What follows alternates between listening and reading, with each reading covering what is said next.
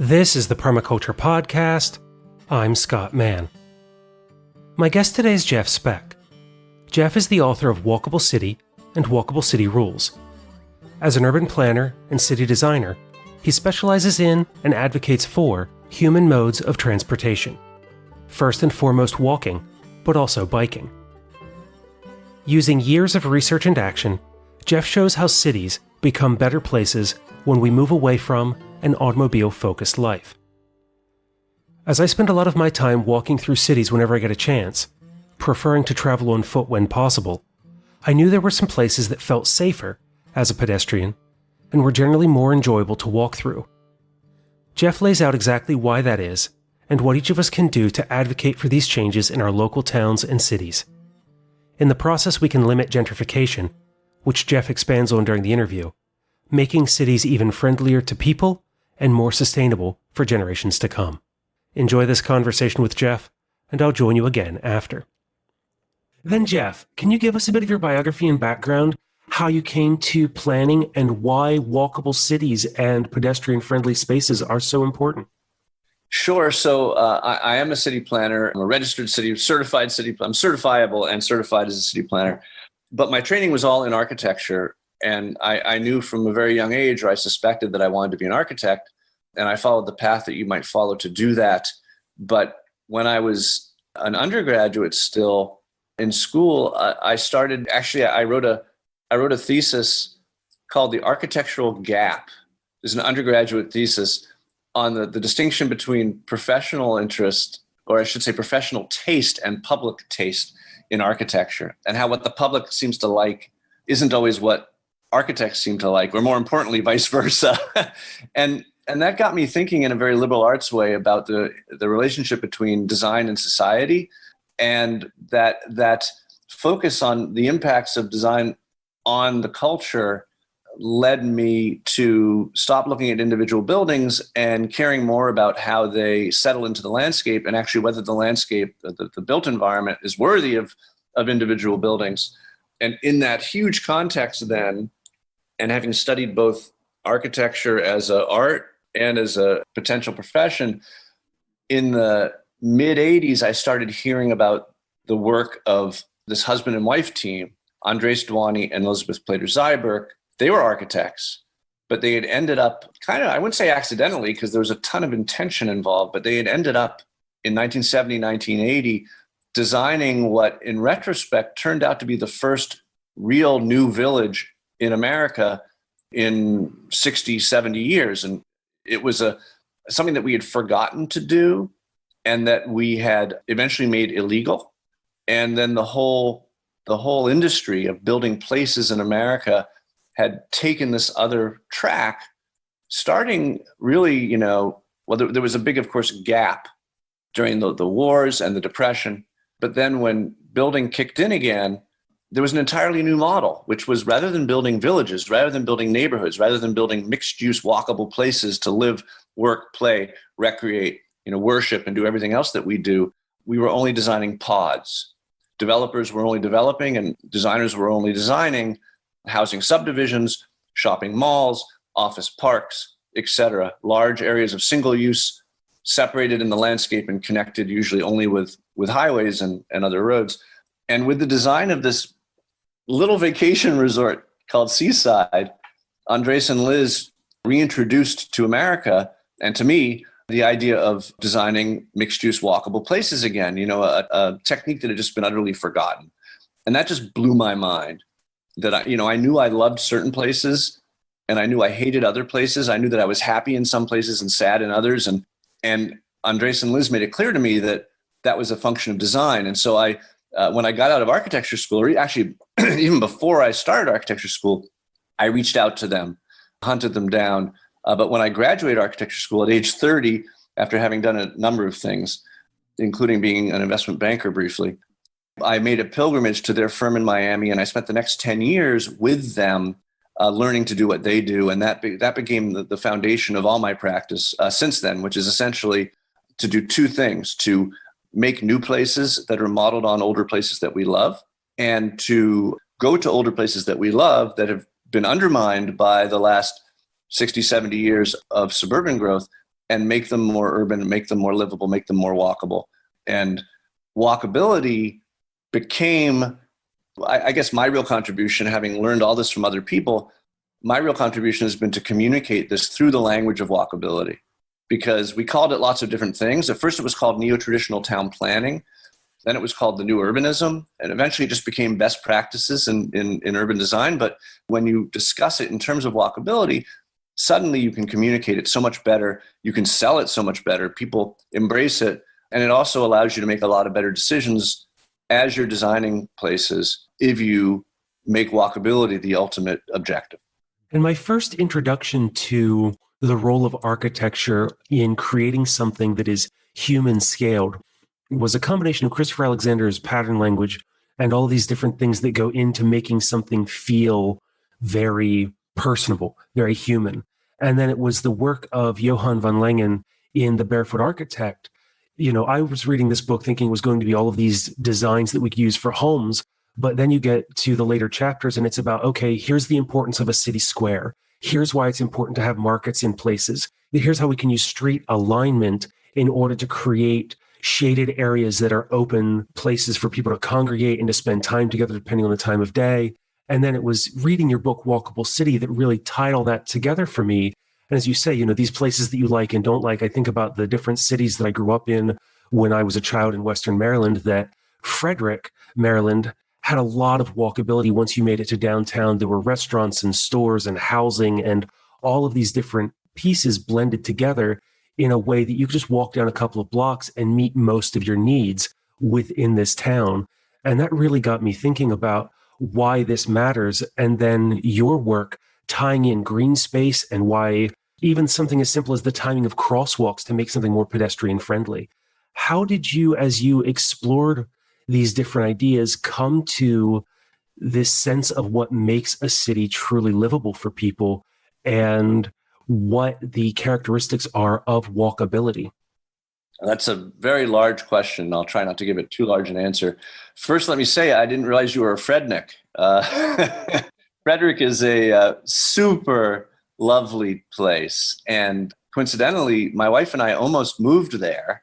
We were looking at kind of the whole DC area, and we totally fell in love with Frederick. We fell in love with one particular house. Unfortunately, there was a pond on site, but the pond was in the basement, so we didn't buy the house. But for those people who don't know Frederick, it is your classic American small town with an incredible main street, some wonderful public works that were done around a canal to make it a real attraction in the downtown, a smart decision to create a municipal parking garage hidden in the middle of a block that you hardly even see, but that handles the parking so that the streets aren't overwhelmed with surface parking lots. A lot of good decisions and just a lot of great character in that town that does all the things that you ask about.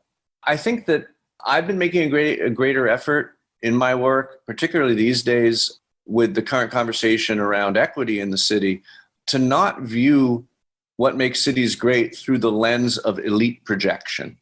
And elite projection is a term that the transit expert Jarrett Walker, and his moniker in his books and online is human transit. If you look up human transit, you will learn a lot. But he coined this phrase, elite projection, which is essentially that it points out the fact that in our cities and communities, the people who tend to make the decisions about the shape of those cities tend to be the people with power. People with power tend to have wealth. They tend to see things through their wealthy eyes. And that includes decisions that are made about transportation modes. So, I was lecturing in Mexico City and I was watching as I was told that they were increasing the price of the buses because they were losing money on the buses. Meanwhile, they were building wider roads for the cars. And I asked them, what percentage of your workers get to the city, get downtown by car, and what percentage get downtown by transit, biking, or walking? It turns out only 20% of the people that got downtown were driving. And yet they were reshaping the city and spending their money around making that easier and making the buses more expensive to help pay for it. That's a classic example of elite projection, about making decisions that make sense through the eyes of the decision makers, but don't serve the whole community. And so I think it's important to, when you ask what makes a walkable place, to think very practically and to say, our goal is to free our citizens from the tremendous burden of automobile ownership. Those people who can afford it, like you and me, we can have cars ideally as a luxury, a way to get to the summer house and maybe a way to drive downtown if we're in a hurry and we want to pay for the parking and all those other things. But what about all the folks who shouldn't be burdened with that cost? And if you're a poor American, according to the federal government, you're spending 40% of your income on transportation. And if you're a quote unquote working class American, according to the way the federal government coins that, attributes that phrase, working class, you're actually spending as much on transportation as you are on housing. So it's a tremendous burden. We used to spend 10% of our income back in the 1970s on transportation, and we now spend 20% of our income on transportation. And that's because we have, from the 70s to 2010, or even to today, the trend has been to make it more and more required that we have automobiles, not as an instrument of freedom, but as a prosthetic device. You can't live your life effectively without one. And that's doubled the transportation costs then that we have to shoulder. So the first step to making a walkable city is simply to make one in which the non-driving lifestyle is a viable lifestyle. And that then leads to a whole bunch of choices that you would make around making walking useful, but ultimately also making it safe, making it comfortable, and making it interesting. And that's the structure that I use to give the advice that I give on doing that. So then what are some of the characteristics then for design and planning that makes walking viable, safe, and interesting? So my list is useful, safe, comfortable, and interesting. And that's how I organize my books, as well as my lectures and the advice that I give to folks. For example, I do walkability studies for cities. I've done about 14 of them. And the advice is organized in those categories. It expands the conversation a bit beyond what I just said about the simple ability to get around, because you have to acknowledge that particularly in America, and my focus has always been America, most people have a choice. Most people already own cars, and that car is sitting there in the driveway between them and everything. And there's all these incentives to use it. You don't pay the full cost of driving by a long shot. It's tremendously subsidized by general taxation and other things that you don't pay when you're driving. We all pay for other people to drive. And, urban areas subsidize suburban areas in so many ways as well. But the circumstance then is that if you're going to get people to walk, because most people do have a choice, then the walk has to be as good as the drive. And to do so, it can't just be possible. It also has to be safe, comfortable, and interesting. Now, the possibility is about mixed use. And that means, as I've already suggested, that when we make new places, they need to be finely grained mixes of uses that are balanced so that you have access to most of your daily needs within walking distance. That's how we used to do it, and that's how our best new places currently do it. When you're looking at an existing place, like a downtown or a main street, you ask the question, what is our balance of uses, and is it a good balance? In most American downtowns, housing is extremely underrepresented. And that's due to many functions, many histories, particularly surrounding white flight and other things. But the way to make a downtown more useful is to put a ton of housing in it. And most of the plans I do for downtowns help them to understand the value of even heavily subsidizing large quantities of attainable, diverse housing within the heart of the city.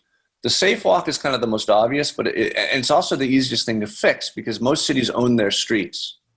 Now, many cities have one street or a couple that are state-owned or county-owned, but most cities have the opportunity on most of their streets to change their streets very quickly to make them safer to walk on.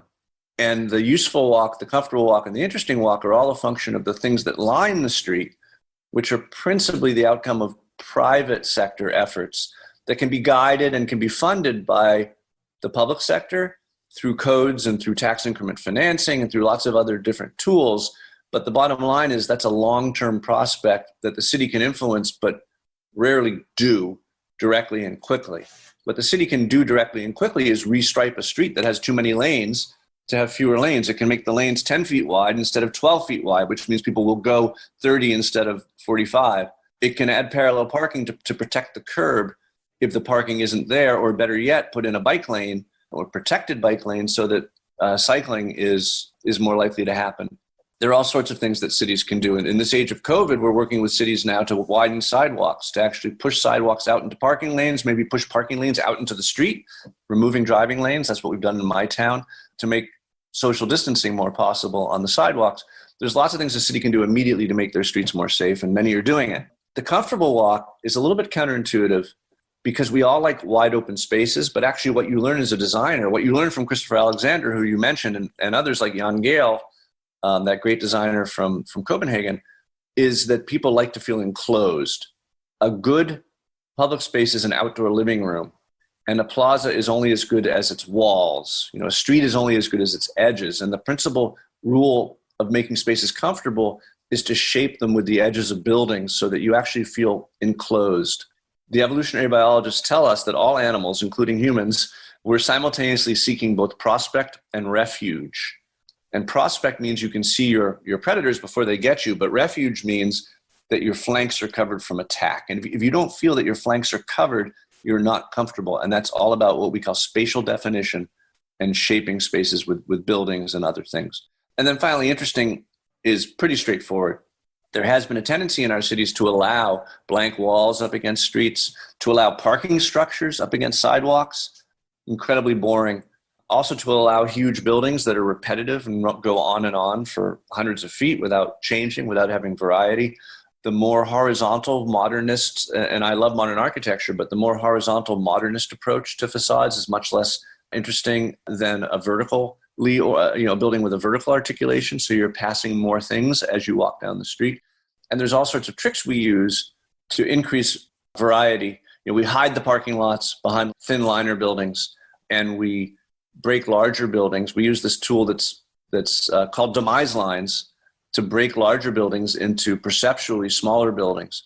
So you have that sense of variety as you walk down the street. So that's a complete overview of those four categories. As citizens and people who are interested in walkability and this style of design, what kind of suggestions would you have for community members who would like to raise these issues within their communities? Show up. I mean, the amazing thing, and this gets into you talk about processes, the things we design are very important, but the processes by which we achieve those outcomes are often just as important in what the outcomes end up being. The typical city meeting, and these days they're much easier to get to because they're all on Zoom. The typical planning council meeting or even city council meeting, because God knows half of our city council efforts these days, there's so many things that cities could be doing, that government should be doing to make our lives better. Yet you find in many cities, the vast majority of the city council time, independent of the planning commission, is spent on real estate, right? What gets built where? Because people seem to care so much about it, because in the suburban model, every new thing that lands makes your life worse. That's just a function of suburban design. So the typical city council meeting regarding a new development which is coming to a community is attended by the people who feel a need to attend. And those are almost entirely the people who live right by the project. The reason why city planning exists as a profession or as a need is because of the tragedy of the commons idea that a whole bunch of individual decisions made around what's best for individual people in a normal marketplace might maximize those individual people's outcomes, but can destroy the community for everyone else, even in ways that undermine those individuals who make the choices based on what's best for their own backyard. So, and not to use an overused term, but the NIMBY, the not in my backyard people, are the ones who show up because they are personally affected. They have every reason to show up, and they need to be respected because, in fact, what is happening might impact them in a negative way, and their voices need to be heard, but they need to be weighed against the larger goals that the community has as a shared group. And just to give one example of the tragedy of the commons, the typical situation that you find in most cities is that everyone will agree, they want to be able to age in place. They want to be able to find an apartment in their community when they get older. They want their kids to be able to come from college and find an apartment in their community when they're younger. They want workforce housing to be housed. They don't feel good about the fact that people who don't make a lot of money and that the policemen and the nurses can't afford to live in their communities, and they want to change that. And when you poll them, they will tell you, we need more affordable housing in our community. Yet, when you have a public hearing about placing a large quantity of affordable housing in an area that's anywhere near someone else's home, those people tend to show up, and only those people, and try to stop it. And they won't say we don't want affordable housing. They'll say, what about the traffic? Or what about the parking? Or, it's amazing the things that they care about that they never used to care about. Like, what about the impacts on climate change of these people in this neighborhood? It's amazing what they'll come up with when what they're really concerned about is legitimate, but it's counter to what's best for everyone. So one answer to this problem is, of course, and this happens everywhere, is the city council or the planning commission understands this, and they do their best to make decisions that benefit the whole community. But it's so hard for them to do that when 90% of the people in the audience are those who have a personal reason to oppose the project, and the other folks don't show up.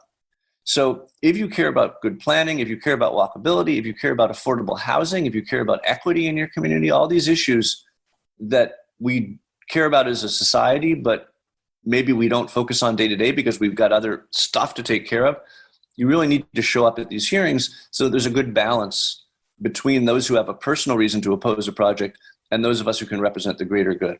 And speaking of the Commons, I had David Bollier on the show a number of years ago, and I'll point some folks to that conversation if they'd like to hear more about that particular subject in depth.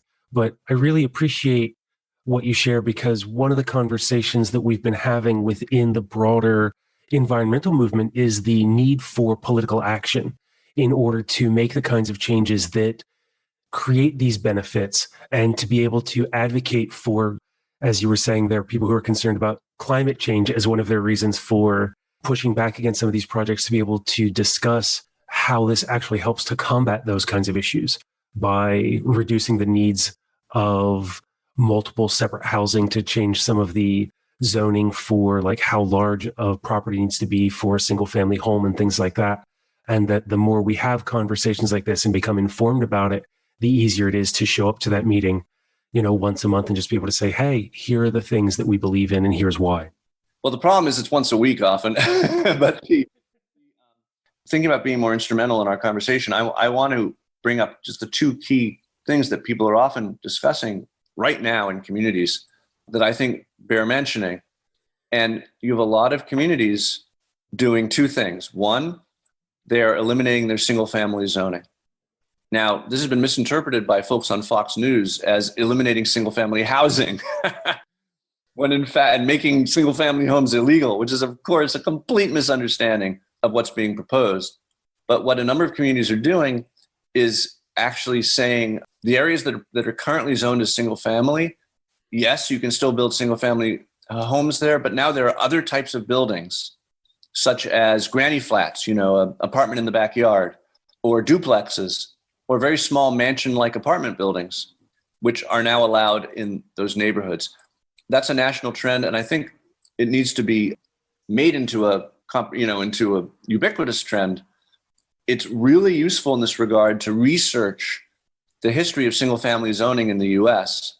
If you read a book called The Color of Law, which is the most important planning book written in the past couple of years, it shows how single-family zoning grew out of race-based zoning. When it became illegal to zone by race, racist developers were looking for another way, and racist communities were looking for another way to have the same outcomes without breaking the federal laws. And single-family zoning was their tool, explicitly stated, to accomplish that. So it's important to understand that single-family zoning is racist zoning, and that's one of many ways that you can fight it. Secondarily, a lot of communities are eliminating their on-site parking requirement. There was a news item yesterday in Pittsburgh that the city is eliminating on-site parking requirements. Any investment in parking is an investment in driving, is an investment in global heating. That needs to be the fundamental conversation. Anything, as Donald Shoup says, on-site parking requirement is a fertility drug for cars.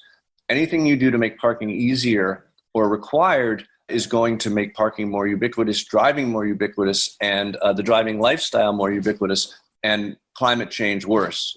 So that's the powerful argument to be made for reducing or eliminating parking requirements. And again, just like with single family zoning, eliminating the parking requirement does not eliminate the parking. It just eliminates the artificial federal or local, I should say, the artificial local requirement that parking occur on a site. And to go with the color of law, I would also recommend to anyone who has not read it to read Michelle Alexander's The New Jim Crow, which also details a lot of the ways that these policy decisions are made in a way to affect minority communities throughout America as well. Yeah, I would also recommend, and I would say badly named, a very great book called Policing the Open Road, which talks about actually the rise of policing of vehicles, people in vehicles in the US, and what a tremendous impact the automobile has had on the role of police in our communities and the racial profiling and other stuff that happens. I would definitely add that to the resource list for this episode so people can readily find that, the color of law, and the other pieces that we've mentioned today. For folks who are interested in planning as a profession to bring this idea into their career as they're, leaving high school or looking for a career change, are there any recommendations that you would make for someone who would want to go into planning and to work on these ideas as a professional? Well, I don't have a planning degree, and neither do my mentors. A lot of people who I respect quite a bit do have planning degrees, and I have nothing against planning degrees, but I've always found that the people who have the most to contribute to planning are the folks who bring something else to planning. It's very helpful to be a lawyer because there's a lot of laws that we need to fix. It's super helpful to be an engineer because our street engineering from 1940 to the present has been absolutely destructive to the walkability of our communities. And I've learned so much from those few progressive engineers about what's possible and what can be changed to know that we definitely need a revolution in street engineering in the US, similar to what grew out of the Vision Zero efforts in the Netherlands and Sweden and elsewhere to make our streets safe again. So I would say become an engineer, become an architect, become a landscape architect, become a lawyer. And certainly the more recent conversation and that many people were waiting a long time for around equity in the urban sphere suggests that bringing that angle to a planning career would also be a very useful approach. I think that I'm always telling young people to find a mentor. That's my main advice that I give folks is to find the person that they want to be and find anybody through any way possible. Find a way to work for them, even if it's just fetching coffee. That was my entree into this. But in terms of written resources, you've given me the amazing opportunity to plug my new book. You mentioned Walkable City. I have a new book called Walkable City Rules. And I do say in the preface, the subtitle is 101 Steps to Making Better Places. And it's much more oriented towards people who are doing this work, even as an activist and not as a professional. But I say in the preface, if you read this book 3 times, you do not need to go to planning school. I also tell people always, read Jane Jacobs, The Death and Life of Great American Cities. Read that first. Read Suburban Nation, which I wrote with my mentors, next, and then Walkable City. I would also recommend, because, it's delightful and I don't think anyone ever regrets it, I would recommend reading A Pattern Language by Christopher Alexander. As this is a show that also discusses gardening and green spaces, do you have any thoughts that you'd like to share on bringing community gardens into cities in conversations about street trees and other pieces that make our urban communities more verdant and vibrant? Well, obviously I treasure those elements of city making, both for their physical form and the community impacts that they have. However, that I'm a complete fanboy for street trees. And that I feel that actually, that sounds kind of like obvious, but they're incredibly taken for granted. And there's a whole chapter in my book, Walkable City, just on street trees, because I feel that they're the one aspect of the built environment, because we do put them there, that are never given proper credit, never considered enough when designing places, often provided in the wrong way. And the answer to so many of our problems is just planting trees. Why do you give that importance to planting trees in our cities? Well, there's so many different reasons. And I list them, and I'm remembering. I'm resisting the urge to open the book, but I'm going to name a few of them. One is local climate. One good street tree or yard tree, but one good tree in front of your house has the same impact as 12 room-size air conditioners running all day long. It's 10 room-size air conditioners running all day long, according to the federal government. That impact is multiplied when it comes to heat islands in a neighborhood by neighborhood basis, so that literally having planted trees in your neighborhood can lower the ambient temperature in that neighborhood by, I think, 5 to 15 degrees, depending on how you do it. They absorb stormwater. Most people don't know that what happens when rain hits a tree. The first half inch of rain is absorbed by the branches and the leaves. The second half inch hits the ground and then is absorbed into the soil and sucked up into the tree. Many cities have stormwater problems. They have CSO problems, combined sewage overflows. They're spending billions of dollars, literally billions of dollars, to solve their CSO problems, where if they just planted a bunch of trees 20 years ago, they wouldn't have those problems. And then, of course, there's just the beauty and the impact on humans of having trees around. And you've probably seen those studies where people who are in hospital rooms with a view of trees versus those who are in hospital rooms without the trees spend a day and a half less in the hospital. There's different studies that say different things, but the impact on our psyche and on our physical health is clear. And they also, of course, make streets safer. They cause cars to drive more slowly. They protect pedestrians from moving vehicles, and they do 100 other things. By the way, trees, there was a study done in the city of Portland that demonstrated the impact of trees on revenues to the city, because trees increase property value considerably. Having a tree in front of your house is like having an extra bedroom in your house. And the city did the calculation, and based on the impact on property values from having trees along streets, they found that they pay 1/12 for tree planting and maintenance of what they receive in additional tax revenue from the presence of trees. Really creating a win-win situation for both the residents and the city. Yeah, unless you don't want your property to be valuable. Which brings up a really interesting topic that I've only begun to address in my work, but I think one of the issues central to city planning, and I think that needs mentioning in conversations about city planning, is that city planning, if we do our jobs right, is about making places better. And if you make places better, you make them more valuable. And if you make them more valuable, you make them more expensive. And with any good city planning effort, there is the prospect of displacement. Gentrification is the term people use. I don't like that term because it's vague and more social, whereas displacement is a hard fact of people no longer being able to afford to live in places that we have potentially made better through planning. One of the rules in Walkable City Rules is to discuss and give examples of techniques that cities employ to fight displacement. And there are techniques, and they are effective. And the real question in a city is, do you care enough to use these techniques? Community land trusts, like were pioneered in Burlington, Vermont, turning renters into owners in neighborhoods, having active city programs, subsidized programs to turn renters into owners with mortgage down payment assistance and other stuff in neighborhoods that are being improved, is a technique that's been used in plans that I've done. Offering property tax freezes to lower income and elderly people in these communities. And then, of course, producing a ton of attainable housing. These are all things you can do to limit the displacement, or hopefully eliminate the displacement in the communities that we're planning.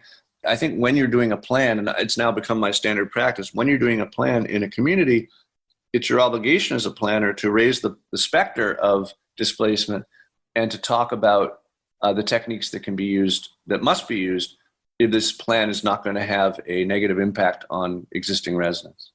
Thank you for bringing that up, because it's something that here where I am currently is in central Pennsylvania, and it's been some conversations I've had with some housing advocates and others, is that there's been a multi-decade war on creating displacement in order to make some of the cities in the area more valuable for certain demographics and pushing others out to the fringes of the county. And it was really frustrating to hear that that was kind of what was planned around, was to do that, as opposed to it being just a consequence of ongoing decisions. It's amazing to see how nefarious planning has been through the centuries, at least through the decades. I was reading just last night in The Color of Law that, we always talk about how insensitive it was, maybe that's the wrong word, cruel it was, that the federal highway program, when placing highways through cities, did so in a way that destroyed so many African-American communities. And the way I had always thought about it was, well, that was, it was typical leadership at the time not caring about the harm that it was imposing on these communities. But in fact, what you learn when you read the history is that many of those highways were created intentionally to remove those communities. It wasn't that the community was the cheapest and easiest place to put the highway. It was that the city was looking for a way, and this is recorded, the city was looking for a way to eliminate the African-American community near downtown, and that's why they put the highway there. It's incredible. In the few minutes we have remaining, is there anything else that you'd like to share with me or the listeners? Perhaps self-serving, but I've been talking and lecturing and writing and just doing everything I can in the last 20 years to communicate these issues with people. And I live to share these ideas. And so for that reason, I would direct people to my website, which is jeffspeck.com, and it's SPECK, jeffspeck.com, where there's just a ton of resources. There's plans, there's articles, there are a whole bunch of videos. I have a couple TED Talks that cover these issues pretty fully, if quickly. So I think that the main thing I want to share is there are a lot more resources available, and a lot of them are on my website.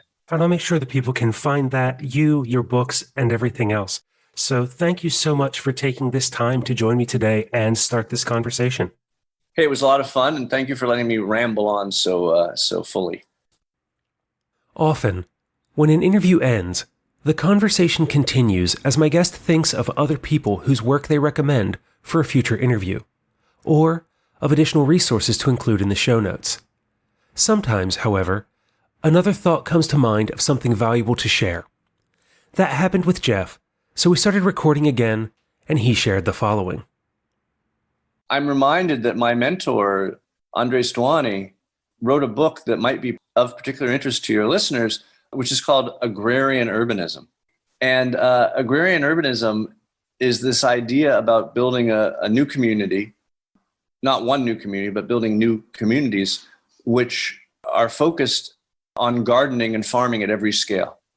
From the window box in the city center to the front or backyard in the suburban area to larger organic farming in the greenbelt.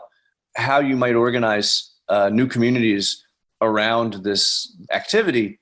I would also draw your listeners to, and they can just search it in Google Maps, to a new development called Serenbe, which isn't that new anymore. It's probably 20 years old.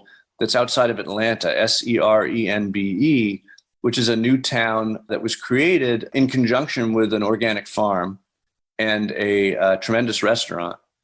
And the idea that tending the soil, serving the produce, and living in that environment in a community where some, but not that many, in fact, of the members are doing the farming, has some legs in the real estate development business. But I'll never forget something Andres said about agrarian urbanism, which is that, people need excuses to be social. And one of the great tools for creating community in communities is the front garden. Because if someone's working in their front garden, and we had this experience in Washington, D.C., where we built our new home with organic garden on one side of it, right up against the street, because the house was on a flat iron corner, a very sharp corner, so all it had was fronts. And we turned one of the fronts into an organic garden.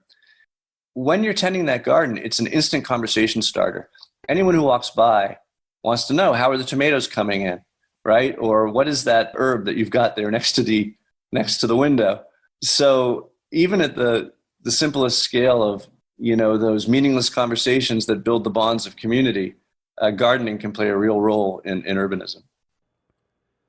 And that was Jeff Speck. As he shared there at the end, you can find him and his books at jeffspeck.com. In addition to his website, I've included copious resources in the show notes for you to learn more about what we talked about in this interview.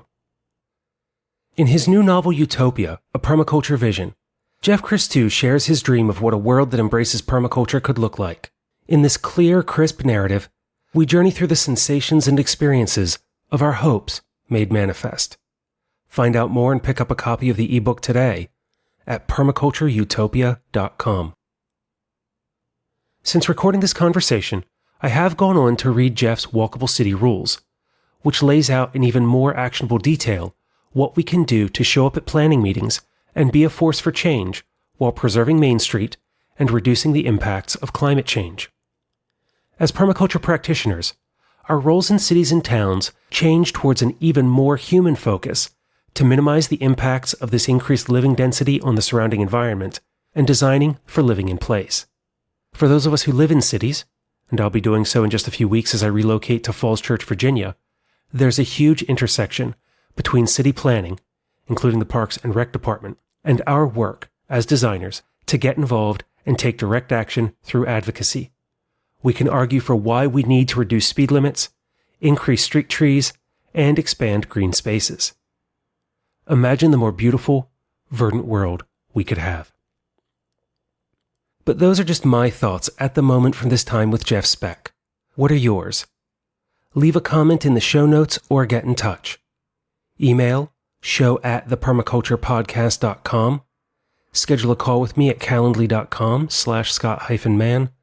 Or if you'd like to send something in the mail and receive a postcard in reply from my extensive collection, you can do so by writing to The Permaculture Podcast, P.O. Box 16, Dauphin, Pennsylvania 17018. If you'd like more from the show, become a Patreon and get the weekly update, participate in the monthly AMA, and join the ongoing conversations about what makes permaculture at patreon.com/permaculturepodcast. You can also make a one-time donation so I can buy a cup of coffee or 3 for those long editing sessions at paypal.me/permaculturepodcast.